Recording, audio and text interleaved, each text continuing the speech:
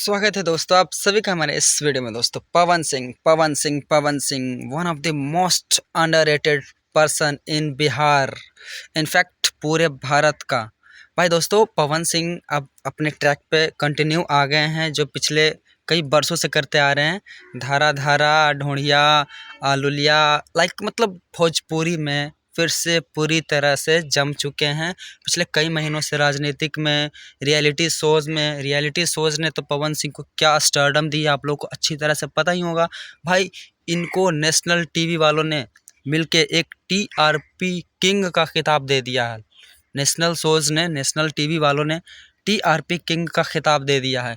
अब back to the point कि भाई ये अब अपने म्यूज़िक इंडस्ट्री में फिर से इन्वॉल्व हो चुके हैं। बैक टू बैक बहुत से गाने इनके आ रहे हैं भोजपुरी इंडस्ट्री में, जो कंटिन्यूसली अभी तक 3-4 गाने आ चुके हैं, जो कि बहुत बड़ी बात है।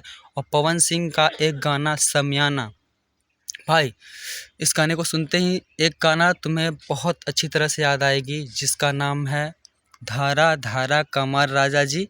वो बहुत हिट रह चुका। नीलकमल सिंह के ऊपर बना गाना, कंपोजिशन बिल्कुल सेम हूबहू धुन। लिरिक्स तो नहीं कह सकते हैं, लिरिक्स कैसे मैच कर सकता, फिर तो बात आ जाएगी फिर रंगबाज राजा और खेसारी लाल वाले, जो कुछ दिन पहले ही विवाद छिड़ा था। रंगबाज राजा और खेसारी लाल के एक और रंगबाज सैया ऐसी कुछ करके सॉन्ग्स था, जिसपे दोनों के बीच में थोड़ी सी तामझाम हुई थी।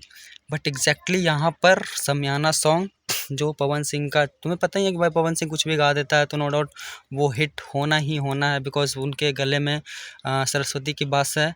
हाँ ये अलग बात है कि भाई लिरिक्स में सरस्वती को भी भूल जाता है, कुछ भी डाल देता है लिरिक्स में, नो डाउट। बट भाई भोजपुरी है और भोजपुरी की जनता इसी तरह के गाने सुनते हैं, इसलिए भाई इनको बनाना ही है और इन्हीं वजहों से।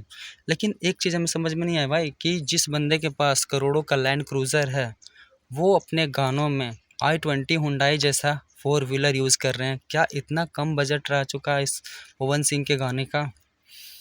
सो दोस्तों गाना तो no doubt millions of views hit करते ही हैं, क्योंकि भाई पवन सिंह नाम ही काफ़ी है। पहले जी लगाओ उसके बाद बोलो पवन सिंह, जी पवन सिंह।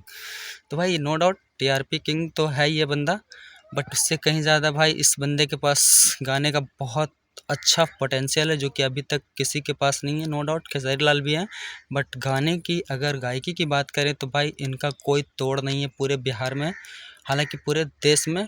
और जिस तरह से इन्होंने टीआरपी किंग का खिताब जीता है सोशल मीडिया पे, भाई ये बात तो सच है कि इस बंदे का जहाँ भी जाना होता है वहाँ पे व्यूज़ टीआरपी बटोर बटोर के मिलते हैं, बोरे में भर के मिलते हैं। सो भाई पवन सिंह का गायकी का तो कोई बात ही नहीं है यहाँ पे। लेकिन इस बार नीलकमल के गाने को कॉपी किया गया है, जो कि बिल्कुल सही चीज़ नहीं है। हालांकि नीलकमल भी किसी से कम नहीं है, बट वो इस तरह से कहते हैं ना, हाईलाइट में नहीं रहते हैं। इस तरह से क्या कहते हैं, वो तामझाम में इन सब चीज़ों में नहीं रहते हैं। वो सिर्फ अपने म्यूज़िक पे फोकस रखते हैं, अपने लिरिक्स पे, अपने गानों पे।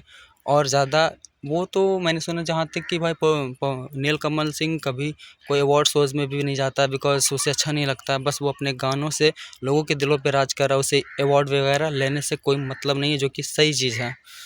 आप अपना एग्जैक्टली वर्क ऑफ वर्शिप देखो कि तुम्हारा काम क्या है और तुम्हारे काम से क्या तुम्हें मिल रहा है और तुम लोगों को क्या दे रहे हो, इतना ही बहुत हो जाता है लाइफ में। ज़रूरी नहीं कि हर जगह हम मुँह उठा के चलते फिरें अवार्ड के लिए ये वो, जो कि एग्जैक्टली सही कर रहे हैं नीलकमल सिंह। लेकिन नीलकमल सिंह के गाने को कॉपी किया गया है, धुन हूबहू उसी गाने से कॉपी करके समियाना सॉन्ग को बनाया गया है।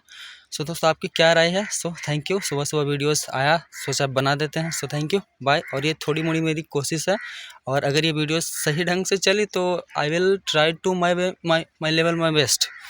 बट अभी देख रहे हैं कि भाई यूट्यूब पे हमारी वीडियोस पे इंप्रेशंस जा रहे हैं या नहीं जा रहे हैं। मैंने जहाँ तक कि अब तक ये गेस करा है कि भाई भोजपुरी पे कहीं ना कहीं इन दोनों की नज़र रहती हैं, खेसारी लाल और पवन सिंह की।